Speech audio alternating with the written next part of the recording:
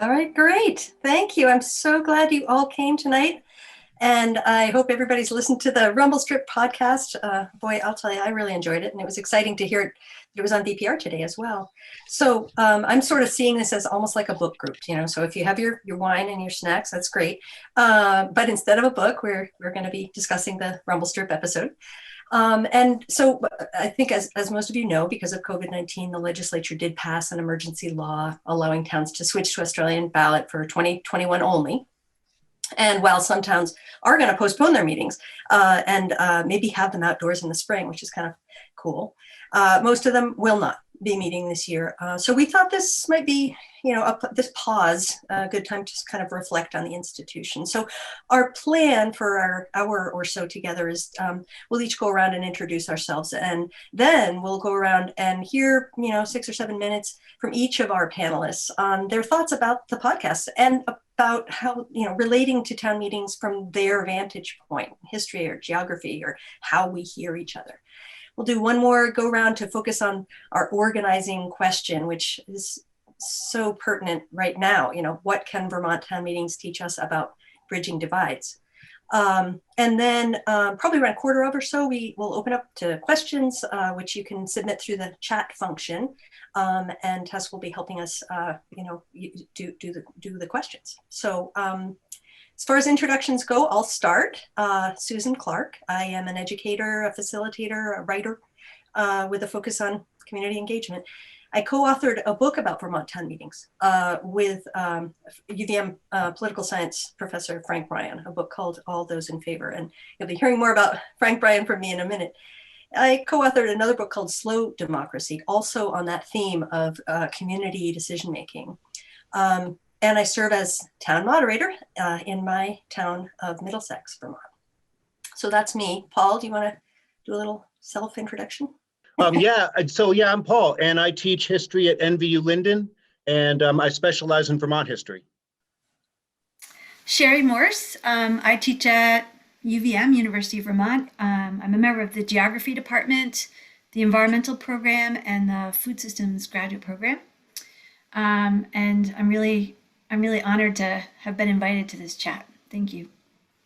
Oh, I'm so excited to have you here. And Paul, you didn't mention the books that you've written, but I think Two Vermonts in particular is you'll be talking about them, I hope. But that very interesting and relevant to our discussions. And Erica Heilman.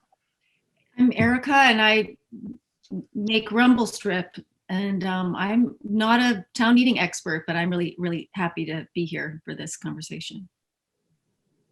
Thanks, Erica. And Erica is way too modest to say this, but I just want to say that a Rumblestrip episode was recently named the #1 podcast of 2020 by The Atlantic magazine. So she's kind of a rock star. So just saying. So I'll start off our little book group here by talking a little about sort of the fundamentals of town meetings. Some of them are obvious. Some of them might lift the veil a little bit on what we heard in the podcast. So in the opening of the podcast, we heard moderator, I think Kelly Green, talking about how unusual it is that we are legislating from the floor. I think she called it the people's meeting. And she went straight to town meetings' uniqueness, I think, because we often hear the term town hall meeting these days, and that's a meeting where a politician sits on a stool, right, and maybe rolls up their sleeves and takes some questions. These are not town hall meetings. These are town meetings. They also aren't public hearings. So these are direct democracy, meaning on issues of finance and governance, we are the legislative arm of our town. And it is a town form of government, so they don't happen in cities. So if you're from Burlington or Winooski, I'm sorry, but those meetings that you've been attending are not town meetings. They do only happen in New England. When America moved west, town meeting did not go with it. Although, fun fact, the other place that town meetings exist is Switzerland, actually, which made for a very cool research trip for me a few years ago. So the recognized sort of expert on town meetings is Frank Bryan, UVM political science professor emeritus. And Frank spent 30 years sending students out to attend literally thousands of town meetings across the state. And the students would, and I was one of them, it was a long time ago, but counting attendance 4 times during each meeting. How many men, how many women, which ones spoke, how many times, what was the weather, was there a meal, was there childcare? Amazingly rich data that he collected and into a book called Real Democracy. And he had some major findings, some of which surprised the political scientists in the world. An important one, which was only hinted at in the podcast, is that town meetings are indeed struggling. In 2005, the 30-year average attendance was 20.5% at a town meeting, but attendance has been declining, and I think his most recent average was down to something like 11%. So the first impulse is to think, oh my gosh, 11%, representing 100% of the town, this is terrible. But I do want to make one big but here.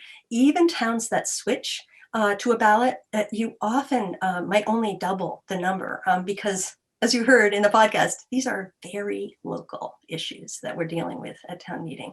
So this is true across the country. Voter turnout in local elections is rarely higher than 25% and can even struggle to get into the single digits. So you sort of have to think about what you're comparing when you're comparing the quantity and quality of a town meeting. But there are 2 more really important lessons that town meeting data can teach us. And one of them is that size matters a lot. Small towns get much better per capita attendance than large towns. In 2019, towns of under 2,500 population got something like more than twice the per capita attendance of larger towns, which explains why so many small towns have retained their meetings, because they work. And another key element here, and we definitely heard this in the podcast, Frank Bryan's data surprised political scientists about this one. It's the issues matter. Political science had long believed that Americans hate controversy, but his research proved that controversy actually draws participation to town meetings. So the difference is power. Voters do not want to go to a town hall meeting where they yell but have no power. But as we heard in the podcast, if they know they can make a difference, they do come. So in any given town, the attendance might be sleepy for a few years, and then suddenly you'll see a spike in attendance. It goes from like 15% to like 70% or higher. Inevitably, when you check those numbers out, it's because something has come up in the town. They're citing windmills, making some critical decision. So what we see is that town meeting waits for us. If we invest in it, it's there when we need it. Now, we are talking about bridging divides, so I just do want to talk briefly about town meeting's record for inclusion and empowerment. I hope that we're all aware by now that ballot box voting in the United States is notoriously skewed to our great shame.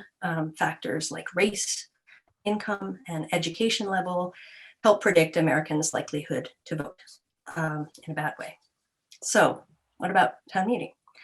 We have a bit of socioeconomic data, and it's not perfect, but it might sort of as a proxy shine at least a little light on groups that are typically underrepresented in our democracy. For example, in Vermont, due to our long history of persecution of indigenous populations like the Abenaki, or marginalization of immigrant populations like French Canadians. So it's interesting. Frank Bryan assumed that town meetings would behave like the rest of our political structures. But he could find no link between any of a town's socioeconomic indicators, like people's occupation or income or levels of education, and the town's attendance at town meeting, or their verbal participation. And likewise, he found no link between whether a town is socioeconomically diverse and whether people attend. And in fact, diversity tends to increase the amount of that people speak out at town meeting, which is a good thing. So this data suggests that town meetings are more welcoming than America's ballot system. And we heard evidence of that in this podcast. At town meetings, we kept on hearing not everybody who speaks is a great speaker, but that's okay. I think Bobby Starr said a lot of times the person who has the least amount of education makes more sense than the professor made. I guess just one last measure of inclusivity. I don't know if you noticed this on the podcast, but I heard a fair number of women's voices on the podcast, and this is very much in keeping with town meeting.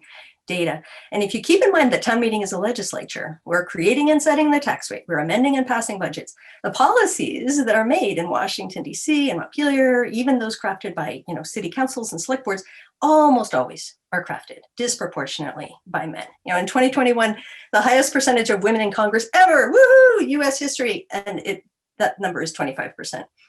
At Vermont town meetings, women regularly make up at least 50% of the attendees, and they are often in the majority. So a few elements here just to help us look not only at the quantity of democracy, but at the quality.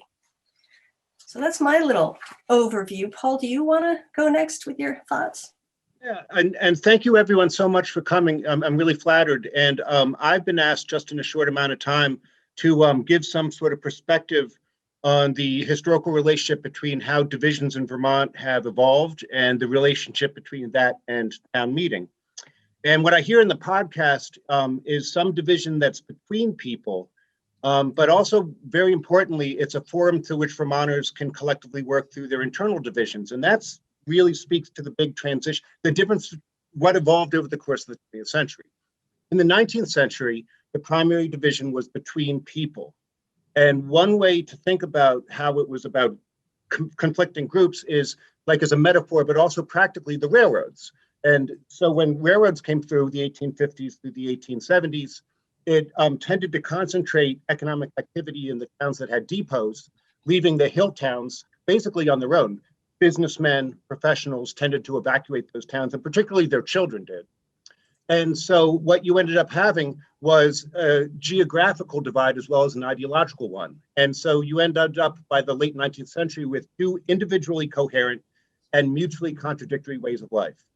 And the question back then around which Vermont evolved was one about whether rural Vermont was in decline or whether it was stable.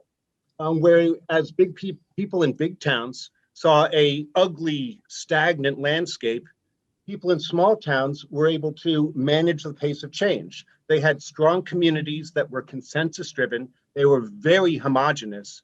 They were very centripetal. Life was held very close to the core. And obviously, town meeting meant something very special in late 19th century small towns. Big towns thought the people who'd stayed behind in rural Vermont were losers, whereas people in small towns thought that if you could figure out how to persist in a town, then you were the winner. The division was between people. And the big turning point in Vermont history is really about the 1890s is a good point to when tourism became a huge factor in Vermont.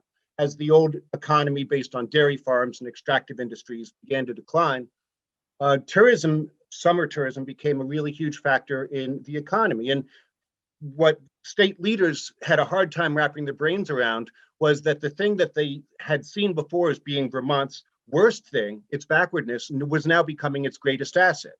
And it's a very hard lesson that took a long time for state leaders to learn, which is the principle of diminishing returns. If you use Vermont's backwardness in order to have progress and development, kickstart the economy, you run the risk of destroying the very thing that you are selling. And so, like Vermont had the nation's first ever tourism bureau, the Bureau of Publicity that started around 1910. And back then, what they were selling was the physical landscape, not the human one. Look how beautiful Vermont is. Look at its countryside, but very little speaking about what it was like actually live in these places. But over the course of between 1910 and the 1940s, this concept arose of the Vermont way of life, which wasn't just about the landscape. It was very holistic. People like Brest Orton and Walter Hard and Dorothy Canfield Fisher and many others began to come up with this concept of not just scenery, but about traditions, a small town way of life, local government, strong communities. And the state was very explicit about this. If you ever look through like issues of Vermont Life magazine from the 1950s, it's very clearly like this holistic way of life that was being sold. But a tension then was arising between the preservation of the physical landscape, which required regional and statewide solutions, and the challenge of preserving tradition, such as the vitality of town meeting. And so progressively in the 20th century, the story is about conflict not between people, but increasingly within each of them. They recognized that Vermont needed to grow, but it needed to appear not to grow at all. And preserving Vermont really meant changing it just as much as building factories or making it industrial did. It's just a different way of changing it. Vermont needed to stay the same, but to do that, Vermont needed experts and bureaucracies and regional planning and regulations and zoning. All of these things were necessary, and they resulted in sacrifices necessarily needing to be made. And using, the paradoxical lesson of the 20th century was that Vermonters encountered was that making Vermont look natural takes a lot of work. It's really hard. And that work can come at cost to other aspects of life. Yes, okay, yeah. So if you focus too much on the divisions between Vermonters today, it's kind of deceptive. Because we are all trapped in trying to reconcile competing attractions and deciding which sacrifices to make when what we have are apparently zero-sum choices. People like us, we want to attract young families. We particularly in this state, there's a lot of sentiment that we really need to increase the number of minorities in this state. We can offer them a unique, special, small town way of life that revolves around strong communities. And town meeting is an essential aspect of that. But at the same time, that it can only exist, strong communities, if we balance those newcomers with persistence in the human landscape. Because strong communities are not physical. They exist in what you can't see, not what you can see. They evolve over long periods of time out of shared experiences. So Vermont's in this position where we want to attract people, and we need to have persistence. And also, we don't want the state to grow at all, or at least we want it to grow to the right extent and in the right ways. We have come around over the course of the 20th century and into the 21st century with this very clear goal. What we want is three things simultaneously. We want to have a beautiful scenic landscape. We want to have a working landscape that provides jobs for all kinds of people. And we want a democratic landscape that all types of people can take part in. And that having all three of those things at the same time is really tricky. It's really hard already, and it's only going to get harder with climate change refugees and COVID refugees and the rest of it. And so while town meeting serves different functions and in many ways fewer functions than it did 100 years ago, it's still probably the most important place where we can collectively move towards proving that life isn't a zero-sum game and that we can reconcile all of these contrasting and competing goals without making too many sacrifices. Wow, so much to chew on there, Paul. Thank you so much. And I know how hard it is to try to get that much wisdom into a short period. So thank you. Sherry, do you want to go next? Yeah, sure. Thank you. And thanks, Paul, for that that framework you just provided. And one of the phrases you just used really helped me out when you said you were distinguishing between the things that you can see from those that you can't see. And I think what I'd like to do in just my little spot here is maybe make visible some of the things that I imagined and saw in my mind when I listened to the Rumblestrip podcast from a rural geographer's perspective. So that's the area of research I do is I study rural communities and the relationships between people and their places. And most of my research has been here at home in Vermont. And so just to sort of lay the groundwork, we are a state, we go back and forth, I think it's with Maine, of having the highest percentage of our residents living in small towns of 2,500 or fewer people. And that's what the census names as rural. Well, they don't actually call it rural, they call it not metropolitan, which is ridiculous, but that's what they do. So we have this settlement pattern of many small communities. And I think it's important to say what's going on in these small communities that actually help support town meeting as an institution. And what is town meeting?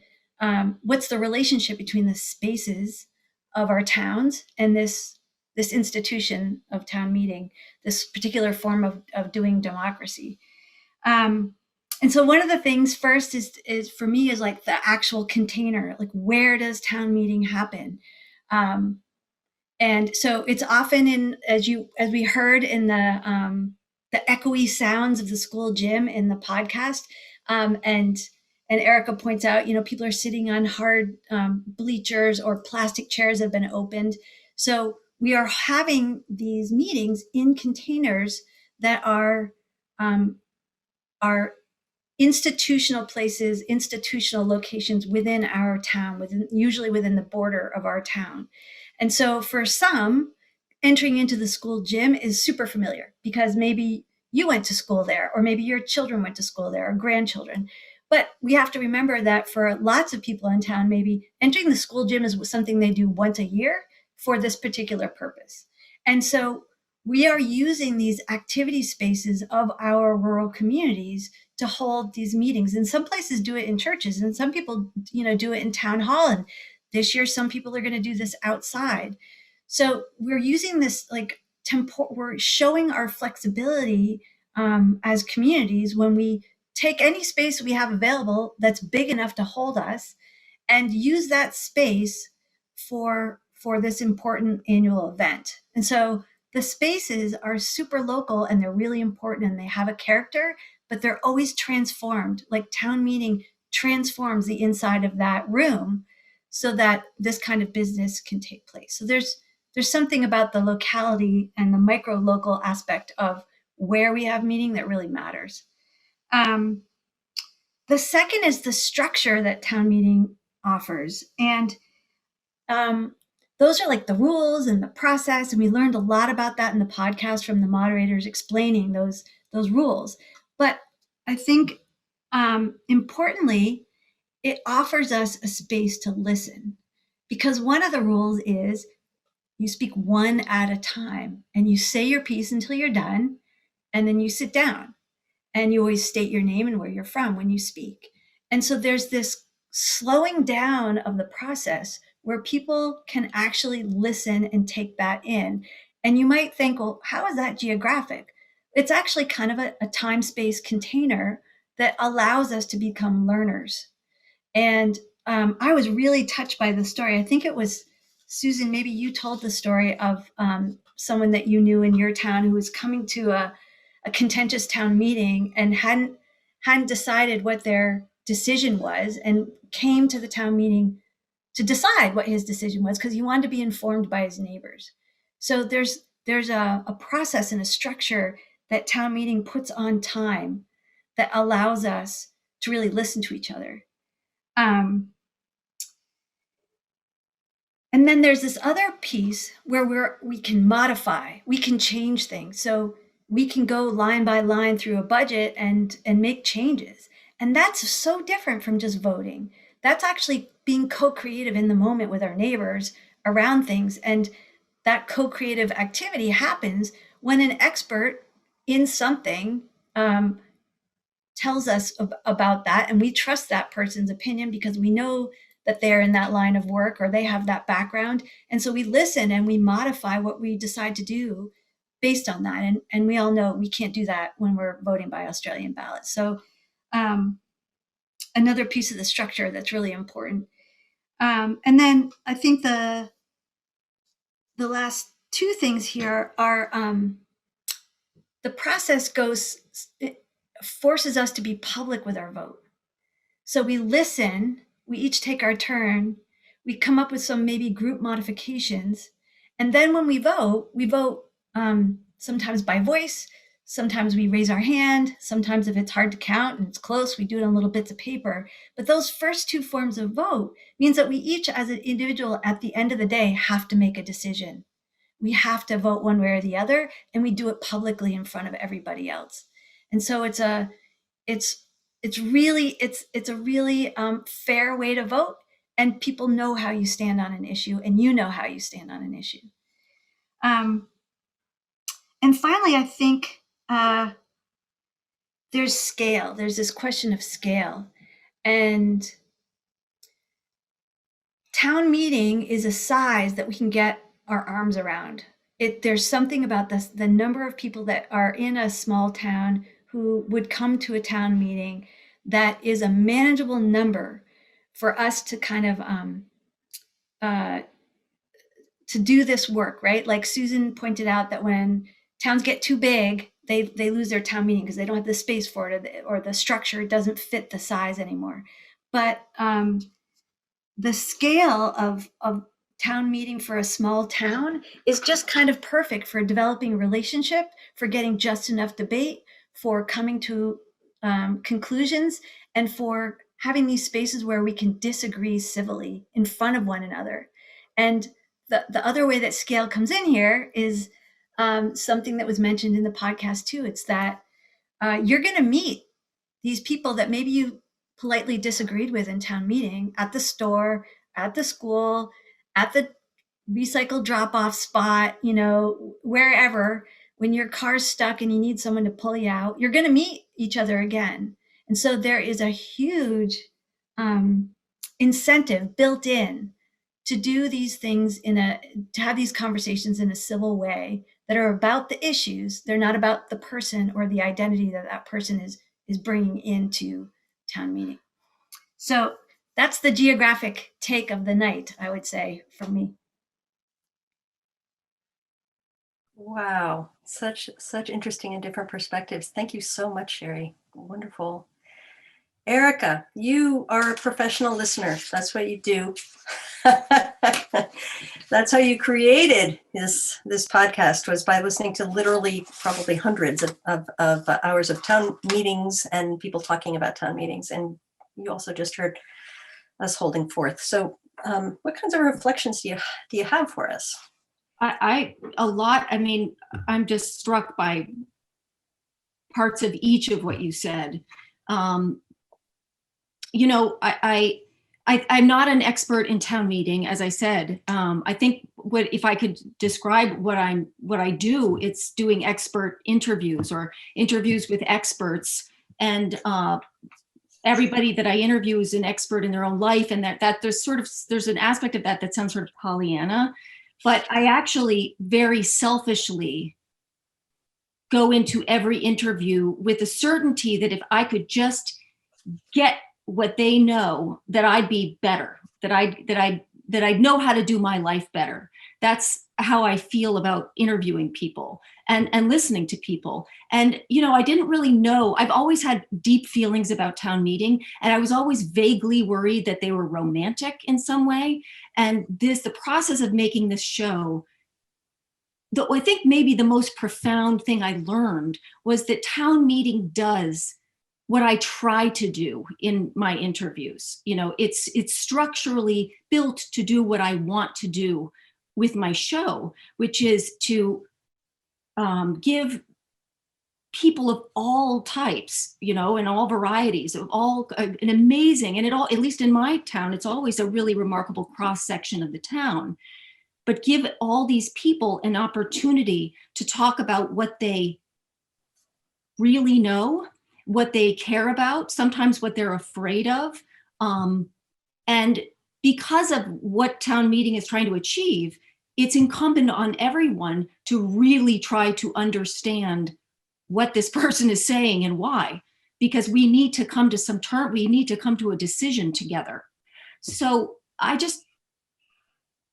always find this remarkable. And you have to try to understand one another's differences in order to come to some compromise. And there's something, that's just, I think, particularly right now, I think that is profoundly useful. Kelly Green tells a story about the woman in the library who, gives a speech about, the cops are looking, the FBI comes and tries to do a search at the library, and the library tells them to pound sand and go get a warrant. And everybody gets wildly upset, and then everybody comes to town meeting to vote on the library budget. And this woman makes this speech about why it's so important to protect people's civil rights. And Kelly's, maybe it's just tonal, the way that she talks about it, but I think she makes the point that what you always see at town meeting is you see people shine. And that may sound esoteric, but to me, it's a remarkable experience to see people, like, see the lights go on and see somebody really go take a big risk and stand up and say something that they really believe. I, there is some bridge that gets built between people when that happens that is unlike anything else. So it is deeply imperfect, town meeting, for reasons we hear about every year, right? I think about what you were saying, Paul, about the future and, the influx of all different kinds of people. And what you say is, and I entirely agree, we have never needed town meeting as much as we do now, and as much as we will need it in the future. We will need it more and more. This remarkable opportunity to throw a town into a room together and argue civilly and learn each other and come out with some compromise decisions together. I think that has never been more important. We live 95% of our lives online. So this is just a rare opportunity.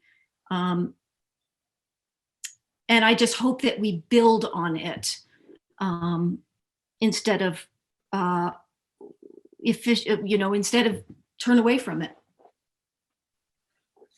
That is all. That is all. I hope that's not all, Erica, because we have a little more time to talk, but thank you so much. The idea that town meeting does what I want to do with my show is really powerful to me. So thank you for that. Thank you all for that. I'd like to go around one more time, if we can, to kind of hone in on this question. If you have something for me on, what can Vermont town meetings teach us about bridging divides? So some places have them, some places don't. Frank Bryan said, if we get rid of town meeting now, we will just have to reinvent it in another, can't remember if he said 20 years or 50 years, but his point, I think, is the same as Erica's in terms of we have never needed these kinds of tools more. This ability to see each other and understand each other. So what are some of the lessons or that town meeting might provide? Does any of the three of you have something that comes to mind for you first? Paul. Sure. I was struck by every single voice in the podcast. I thought I would mention the town moderator from Calais, who said that the beautiful thing about town meeting is that it's a chance to listen to different voices and different opinions, which really speaks to both the divisions that, like I'm saying, are between people and the divisions that are within people. The Vermont way of life that I mentioned earlier has many elements to it, but the foundational part of it is that it's dependent upon things being on a small scale. Life needs to be on a small scale. I wrote a book that came out a year and a half ago about a town called Landgrove, and it doesn't get much smaller than Landgrove. And the town moderator in Landgrove for about 40 years Sam Ogden, was also the head of the Development Commission, which was responsible for promoting economic growth in Vermont in the late 1940s and 50s. And the thing was that he was a back to the lander. He didn't want any growth. And like you would ask, why would the Development Commission's chairman be someone who does not want development? It's like the most Vermonty thing of all. But there's this recognition that, obviously, if you ask people, do you want a thriving economy in your town? People would say yes. And they say, do you want to preserve traditions, both physical and cultural? And they would say yes. And so even like the Vermont Council on Rural Development did this study called the Future of Vermont, the Council on the Future of Vermont. And what it found was, on the whole, Vermonters, no matter how different they are, mostly want the same things. It's just that they want conflicting things. And so all of these things exist both between us and within us. And the small scale of things really is the essential factor that has both good things and bad things about it, but that makes it such a Vermont institution. Sherry, did you have a comment? Yeah, you ask a professor for a comment, you're always going to get one back for sure. We talk all day long.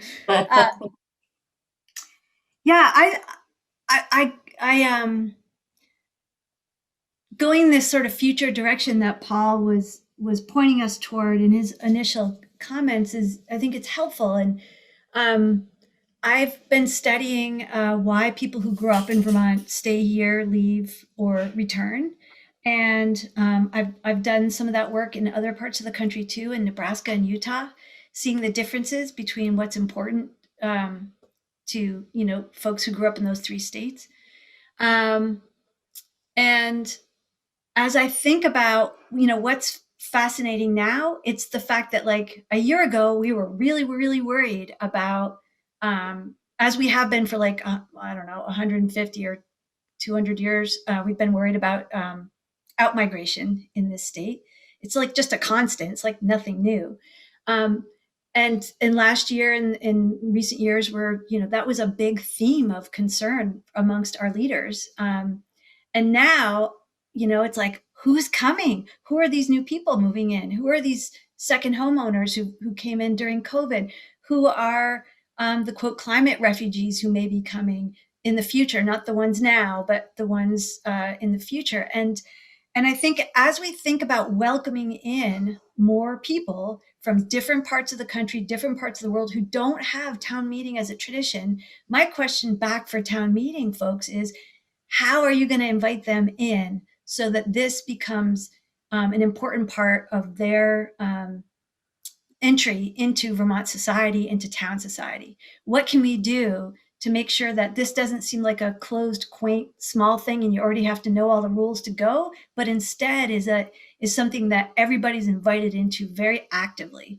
And so, can we have like bring your new neighbor to town meeting initiatives? Can we have the town moderators start with like a little history, like, hey, this is town meeting, this is how it goes down, and here's how we do it, and give a primer to everybody. I mean, similar to some of the work that you've done, Susan.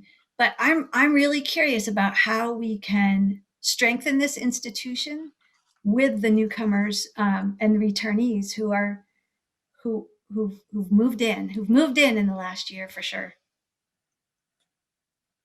Right. Erica, does anything come up for you in this one? I just would agree with Sherry that, I just think I think it's entirely doable, these ways to, I notice in now on all the tape I watched over making this show, just every single tape, every single meeting that I watched, there was always kind of this reaching out to newcomers, who's new here, who's a first time comer, and welcome. There's that, but all of the outreach is just eminently possible. So I imagine, and it is for each town to take it to prioritize this as an outreach, and then to do it. But I think about Front Porch Forum and how we're all on it, and it's an easy place to kind of call people in. And anyway, I'm just saying that I think that it's necessary, and I think it's entirely doable that we improve and expand and our town meeting format and be very inviting. And I think most people want to be, or this is my experience from watching a lot of tape. So. Fantastic. Yeah, I'll just add a few observations. This question of how to improve town meeting is such ideas like outreach and welcoming and ways to be creative. Those are things that actually I did a lot of interviews about when we were writing the book All Those in Favor, and there's some good, offering childcare is absolutely critical to women's participation even still. And the idea that power matters tremendously, meaning that people don't just come to talk. So select boards can maybe be a little more transparent about what's in the budget, communicating ahead of time so that, rather than sort of like, I hope they don't notice that this is going up 2%. Instead, really trying to help people understand what this meeting has to do with them. And certainly the whole idea of explaining things at the beginning, here's how it's going to work. And if you have a question, I hope every town moderator starts the meeting by saying, if you have a question, raise your hand. If you don't get it, it means probably somebody else doesn't get it either.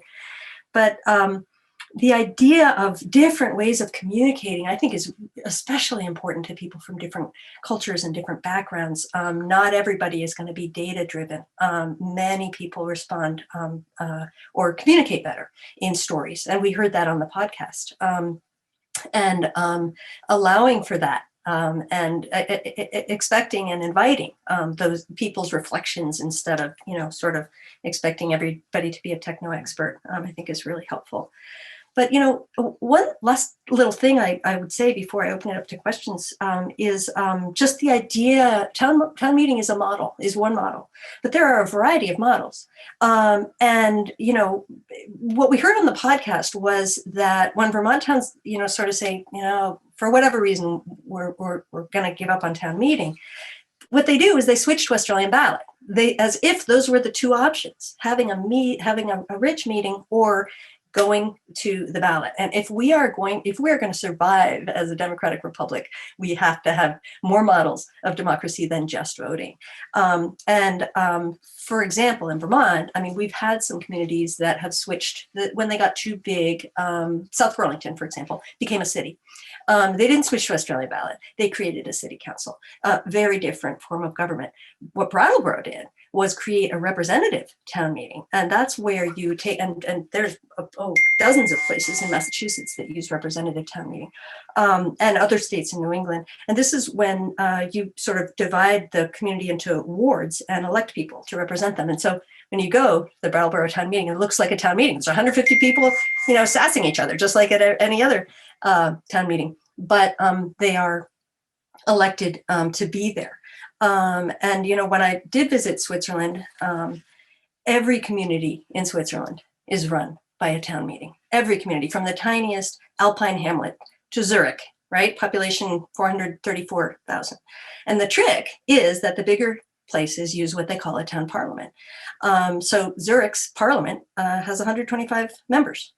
And when I was talking to Swiss people about town meeting in Vermont and explaining that, some communities switched to Australian ballot instead, they just couldn't imagine how we could govern ourselves by only voting by the ballot. What about the deliberation? What about amending? What about compromising? And what about holding the executive accountable? What about getting informed? So the idea that there are other ways to incorporate empowered decision-making, I think is really important when we think about our alternatives. So I know that we've reached our moment here, and I know there are some folks asking questions. So maybe Tess can direct our attention. Tell us what you most want to know about. Sure. I'm going to start with a question from Fred, who says, so what do you envision town meeting's role in accommodating Paul's three themes: scenery, working landscape, and local democracy? Landscape and local democracy. Yeah, right. Paul, do you have a thought on that? It's tricky. It's not easy. We've been working very hard at it for a long time. If you think about, formally, the way that organizations of many different kinds attempt to shape Vermont in the right way and steer us through the change that we're undergoing and which we know we're going to undergo in the future. And just individual actions. I can articulate that being the goal, to reconcile those three things. And generally speaking, people are like, well, yeah, obviously that's what we want. Town meeting is so essential because of the face-to-face relations element of it. And I know this has been said already, but without that part of it, without people engaging with each other in how do we make it so that we grow the right way? How do we make ourselves the right kind of community? I don't think it's possible. And Susan's already said that the role of town meeting is becoming more and more important, even as its responsibilities have diminished over the course of since World War II. Dramatically, its responsibilities have diminished. But as far as its centrality to communities trying to reconcile the conflicting goals, it's never been more important. It's a great point. And I think the only thing I would add to that is if we remember that town meeting is a legislature, then what we do have on the other 364 days is committee work. And each of us is a part of that legislature. And so when we're talking about things like our beautiful landscape and our working landscape and our democratic landscape, we have things like conservation commissions and planning commissions. My town has a solutions committee that works on democratic issues, and a number of towns have picked that up. Portsmouth, New Hampshire has a fabulous group called Portsmouth Listens, which is a group of volunteers that specifically trains itself in facilitation techniques so that it can help democracy happen throughout the year. So I think I think Erica has mentioned how important it is that town meeting is part of a sort of an ongoing civic structure. Town meeting was never intended to be the only time we get together during the course of a year, and it can't carry that burden. But if we can step up as citizens and help feed the decisions that we make at town meeting through additional neighborhood work, I think that's one way to. It's also another way to invite people in who might not quite be ready to stand up and give a speech, but might be more willing to, pitch in on, building bluebird boxes or whatever it is, that first step of sort of engagement. Mhm. I want to jump in here though and say something that will not be popular among some of you, I know. And that is, landscapes, right? They stretch across boundaries. When you look, when you stand from go to some spot you love in your town and look out, right? You can't see, except for in a few cases, you can't see boundary lines. We know they're there. We know they're powerful as can be, and they extend across towns. And so I think when we're talking about landscape, as you're getting to, Fred, I mean, I think we should think about town meeting as this really important and hopefully extraordinarily durable institution. But it can't be that we don't have planning that connects towns. It can't be that we try to do this without regional planning or without state guidance and resource, because we no longer live in communities where we have to be able to take our buggy out, to do our business, right? We get in cars and we go across boundaries all the time. Our landscape impacts spread across wide areas. So we need to have planning and conversations and resource and solutions that work across those boundaries as well. And I know it makes some folks really nervous when we talk about that kind of thing, because there's a fear of loss of control. But I think we can't let fear get in the way. I think we can think about towns sending representatives, to a greater council of meetings of the minds across contiguous towns. I think the stronger and clearer we are in our local decision making, the more confidence we are going to have engaging in collaborative decision making, and we know what we're bringing to the table, and we know the priorities of our towns. And it's not just people that don't pay attention to town boundaries, because bears and moose and deer don't either. Erica, did you have something you wanted to add? I was just going to say, I entirely agree with you, Susan, and I think that there is reason for reticence and anxiety about regional regional push, because we have seen the erosion of local power and of what it means to be a town. And so I agree that the stronger a town is, the easier it is to have regional collaboration. But I feel as though there's a lot of tension there right now. And I have a lot of anxiety about my house becoming a house that's just on the side of a road, but that it isn't anywhere. I want to live somewhere, and I want to live in a town. And I entirely agree that we have to look at issues regionally, but the regional interests have to also deeply understand and respect the need for local autonomy. And I don't think I think there's a bit of a bully. What am I saying? Bullying. Bullying. from, you know, and then that's problematic. So anyway. You know, when you talk about that cross boundary, the biggest thing, like Neil was talking about, can you comment on the role of town meeting in this age of seismic shift in community that's taking place on account of school district consolidation? I mean, I don't think anything is more fraught or more contentious, or, you know, it feels like home is your schools, and now the schools are moving out into across boundaries. Senator. It's you're right. There is Yeah. nothing more fraught. And Act 46 that was passed in 2015, it was hugely divisive, I think, for a lot of the reasons that we're talking about right now. Scale is a factor, certainly. You know, obviously it's this question of how do we educate children in an equitable way, share those resources when some of these schools, you know, were tiny. That was one of the concerns. And also it's more expensive to, you know, in these small places.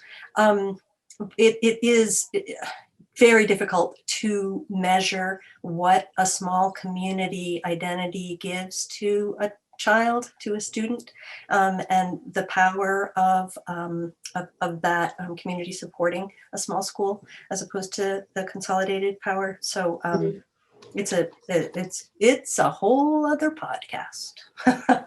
Right. So a couple of people, or several people have mentioned making town meeting a state holiday. So, you know, so that more people could attend. And Janet says, we use Australian ballot to vote for the big questions, the 2 budgets, and still have town meeting for smaller questions, how to contribute to various organizations, et cetera. Concern fueling the move to add Australian ballot was the workday issue. Leaders of this movement felt that their town meeting was only a small percentage of citizens were able to participate. I wonder if budgets were more likely to be voted down with Australian ballot is used rather than the more social communal atmosphere of town meeting. Any data following these budgets? Interesting. There's a lot in that question. A lot in that question. Yeah.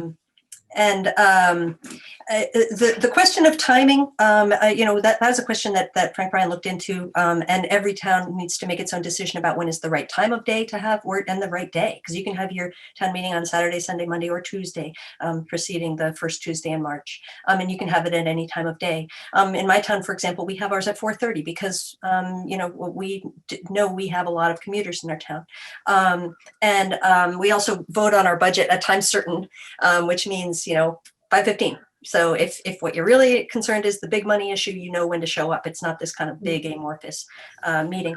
But every town has to make its own decision based on its demographics.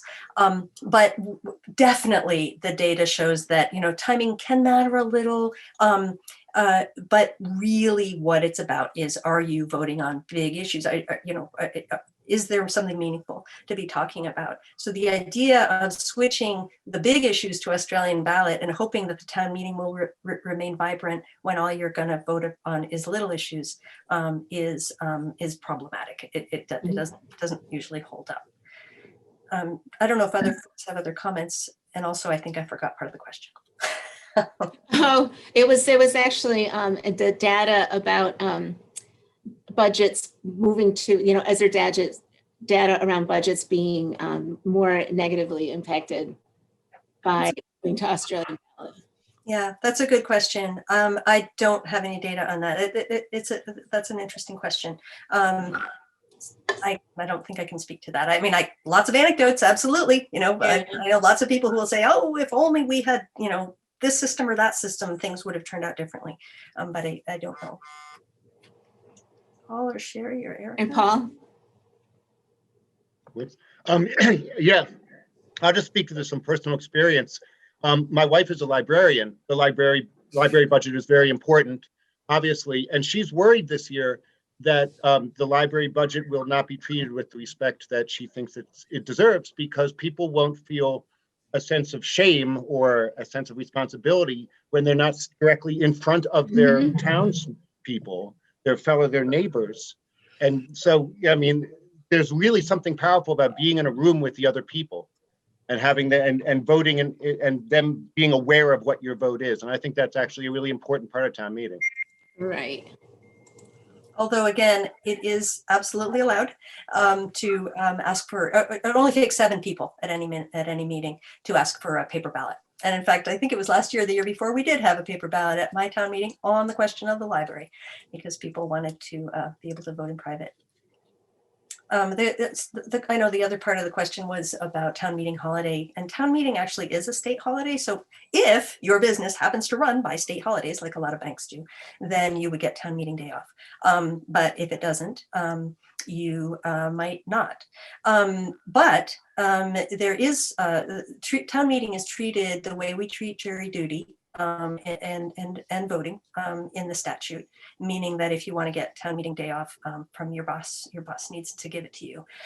So you have ample notice, about 200 years worth of notice of when town meeting day is going to be. So if you do want to ask for that time off, you should be able to. That doesn't mean, that doesn't mean it's not a sacrifice by any means. Democracy requires sacrifice of some kind or another. Is this one worth it? I think is the question. What's the payback for what we put into it? Yeah. Anyone else? I'm gonna ask this a very short but direct question. How have decisions in Montpelier helped or hurt town meeting?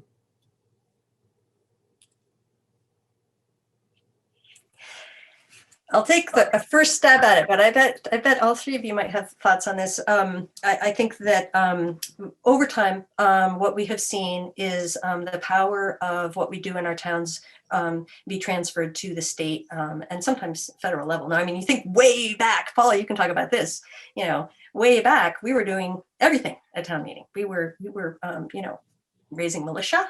We were taking care of our elderly, who's going to pay for Widow Jones this year, and obviously different systems have come in to take over some of that. But in terms of Montpelier, the power of towns has eroded, and that absolutely has had a diminishing impact on our town meetings. It's something that was deeply concerning about Act 46, that our town, when you merged those schools, it meant that we weren't going to be having those school meetings anymore. We were going to be having, a big consolidated organization, maybe with a budget so big that it might be hard to understand, and certainly one that you can't impact at a meeting. Those went to Australian ballot, almost all. That had a huge impact on, because it used to be a lot of towns and school meetings were together. You'd have a town meeting and a school meeting at the same time. So major impact on the meeting itself. Thoughts from any of you panelists? This is kind of from left field, but I'll just throw it in, which is, I'm not going to directly answer the question because I think you all, the other folks in the panel, are far better informed about kind of the history of government and where decisions have been made in the past. But I will say, I think one thing that Montpelier's been doing for the last many months that actually is a form of a model for the spirit of town meeting is the governor's twice weekly press conferences that are open to everybody. I mean, it's more reporters are able to engage from tiny newspapers that don't have funds or personnel to send to a typical in-person press conference.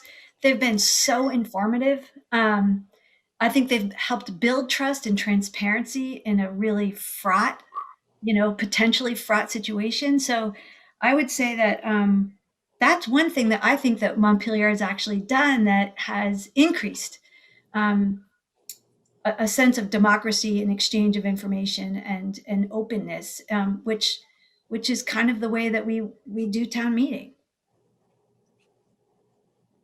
That's so powerful, Sherry. And I just want to add that participatory budgeting is a model that is used across the United States. That is a model that's actually used across the world. It's a UN good governance method, and it's a participatory method of developing a budget, very transparent and empowered. It has been used partly, part of the reason that governments adopt it is to increase. It's like in Chicago in particular, there was massive amount of distrust of government, and so in order to increase trust in government, they opened up the budgeting process. And there's I think sometimes when we're feeling under siege, the impulse is to close down, but the reaction to open up like that actually increases trust. And I think that the example you give of the governor's press conference is, I agree, very, very powerful, just so transparent. And we saw that Governor Scott was overwhelmingly reelected at a time when, in a time in crisis. I think it would have been really interesting to see what would have happened if we'd had a president who used the same model that we might have a different president right now if that same kind of communication and sort of openness model had been chosen. Paul or Erica, thoughts?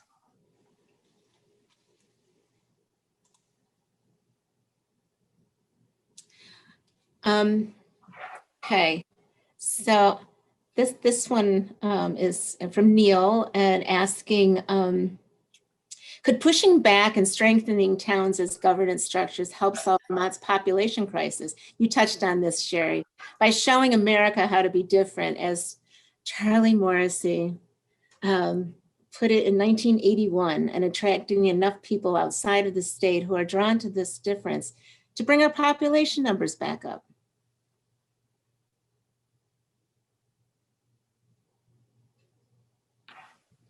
Paul? It's tricky, like everything else in Vermont. Sure. I went on a series of lectures that the Humanities Council helped to sponsor last year, dozens. And in town after town after town, what I kept hearing from people was that they were concerned about affordable housing. The kinds of people who are going to move here because they're climate change refugees or COVID refugees, the kind of people who are going to leave Florida when it's under 40 feet of water, are not going to be poor people. They're going to be wealthy people, and they're going to buy up the housing stock. And then where do you grow? How do you grow? Where do you put the houses? And how do you make them affordable to people who grew up there, to the kinds of people who will provide you with a demographic diversity? So, I mean, we have an aging population and we have too few young people. And so we need to grow, but also we need to grow in a really democratic way. And really, that's something that really needs to be done both on a statewide and a regional, but also on a town level. I mean, a town like Norwich, for example, is really worried about this, as well they should be. Are we going to be demographically diverse, or are we going to be increasingly homogenous? And so, I mean, I think that sort of challenge is the kind of thing that revitalizes the importance of local governance.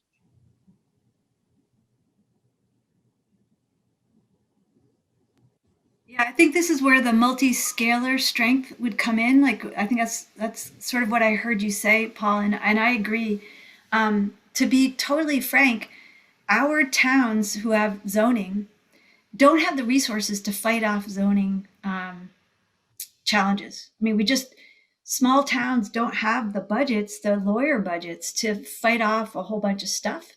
And, when I was in town government, I saw examples of developers who full well knew that and took advantage of that fact. And so I think we need to see, how do we articulate across these scales to plan ahead and say, yeah, the first wave of people that are coming are wealthy. They're well-resourced people who have the ability to be mobile really quickly and can drive up land prices and housing prices. But there will be waves of people after that who are not in those categories. And we should be thinking about, hey, instead of assuming that they're all going to want to go to Rutland County or Chittenden County or something like that, let's look at the small towns that have been losing population. Really, let's look at those counties. Let's look at the village centers in those areas. Let's think ahead. Let's plan. Let's build decent homes for people. And towns can do some of that work on their own, but not enough at the scale I think we need. I think we need to be doing this across those scales of planning, and that's what I see coming ahead. And I'm concerned, the comment I made about when we look out across the landscape, we don't see boundaries. We also look across town lines and ecological lines, right? Is that we will see more land developed, and so this desire for a working landscape and a scenic landscape and a democratic landscape those tensions might increase a lot if we don't think ahead about how to do this and how to do it in a really smart, affordable, good way. And I saw Fred's comment in the chat about, our aging population. We are the second oldest state in the nation, and we already are short on housing for seniors. And so, let's be thinking about that too. Yeah. So, oh my gosh, you guys, these have been such good questions and you've been so great. Can I do just a couple more, and then we'll be done? Because I love this one. Ike asked, can you comment on the use of other business at the end of the meeting as a way to passing non-binding resolutions? It sometimes has major effect locally, statewide, and nationally.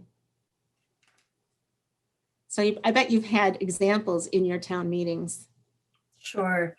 Yeah, that last catch-all article, other business, and it is not intended for binding. It's not allowed. You're not allowed to take any binding action. And the best thing to do if you want to, talk about whether to impeach the president or, pass something about GMOs or one of those things that the town doesn't have any authority to do, is to petition to put that on the warning, and the select board could turn it down if they want to. Select boards are allowed to turn it down if it doesn't have to do with the town business.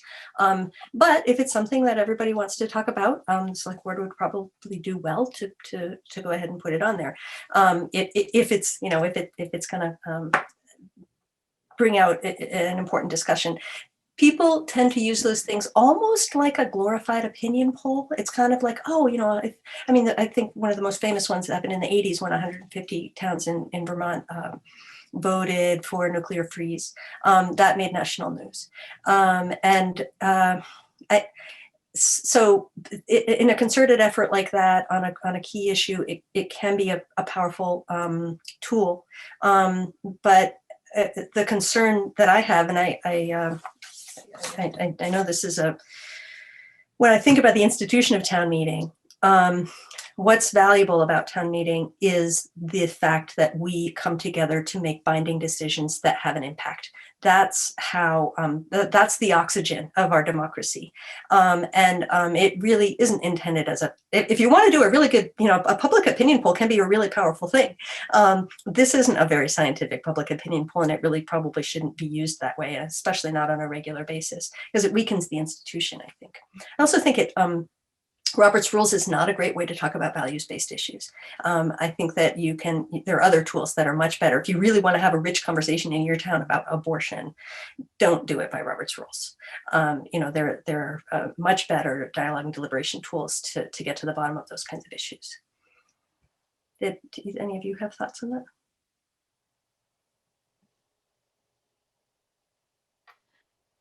Okay, and I think this can be the last question. About what's happening with high school civics. It's a big one, but I think everybody has something to say about the fact, are we teaching our kids these values that the town meeting brings about, and it's a national question as well as a local question. But if anybody wants to take a stab at talking about civics, teaching civics in general. What do you educators know about civics? Actually, I didn't have civics when I was coming in through school. I learned it after somebody asked me to run for select board. That's when I learned it. So I'm pretty sure it's not as and I can't speak to what's going on in the high school and elementary school curriculums. But another thing that I wish we had was home ec and the industrial arts back, because when my daughter started at UVM a few years ago, she had to teach all of the kids in her suite how to use the laundry machines and how to use like a toaster and stuff like that. So, I mean, we've lost a lot of really good skills and really essential things when we slimmed down our curriculum and made it, sort of too intellectual, maybe in some ways, and not as hands-on as I think it probably needs to be in some cases. So, yeah. But no, I think that, I think most of us have to think right now in the short term, how do we do civics education with our neighbors? Like, how do we learn together in the public sphere about civics? Because I think most of us don't have enough literacy in that area. And so we have to think about school curricula, but we also have to think about, like, right now, how do we teach each other? How do we learn? We could buy Susan Clark's books. That would be good. That'd be a nice way. But yeah, I mean, I think there's definitely demand for it. I think there is a crying need for better civics education in our schools. Absolutely, I would love to see more of that, and I would love to see more teaching about how to come together around difficult ideas. Debate, it's great, and actually, one of the great things about teaching debate is that when I come to a debate training, I actually have to be prepared to argue both sides, and that is actually a really great civic skill, to be able to put myself in the other person's shoes. But I would also flip the question on its head and say, how can we use town meeting as a civic education? And I'll tell you, I love involving kids at town meeting.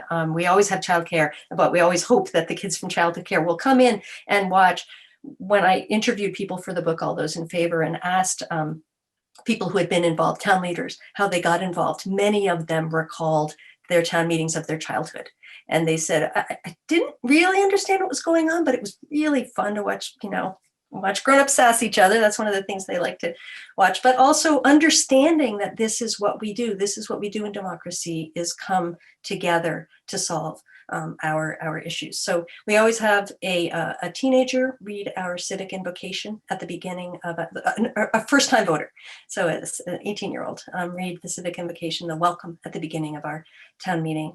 Sometimes even sing the state song if we have a musical new voter. We have fifth and sixth graders carry the microphones at our town meeting, runners carrying them around, which is it's great. I think everybody actually is a little better behavior when there are young people in the room. So I think that it's a good combination if we can do it.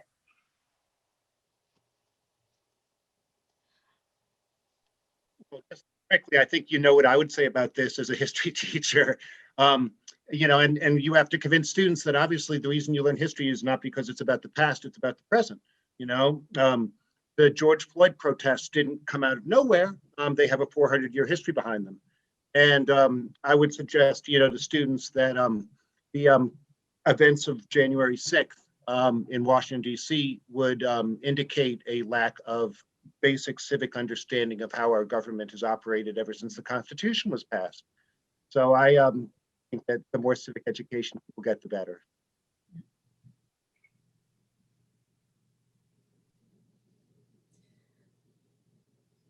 Any last words? I think things pop up here and there. I'm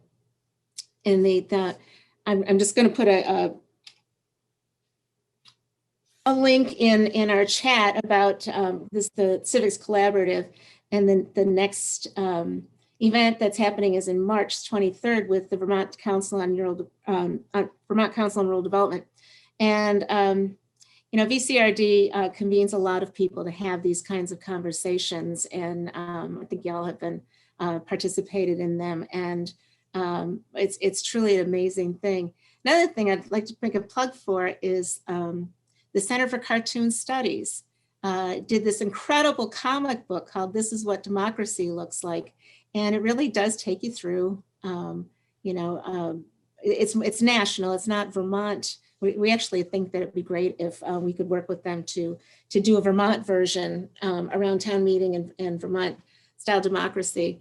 But there are things happening, you know, in Brattleboro, or I'm sorry, in Windham County, libraries are doing an initiative, and they're doing a debate across libraries, and they're kind of doing their you know, competition between libraries, a friendly competition, but learning debate and the way to have that kind of robust dialogue that gets you to understand both sides of a situation. So there are a lot of things happening, but yeah, of course, I would love to see this happening more in schools. But thank you for your work on all of this and talking to us tonight about town meeting. And Erica, thank you so much for, I've listened to it twice, and I'll probably go back and listen to it again now after hearing everybody tonight talk about it.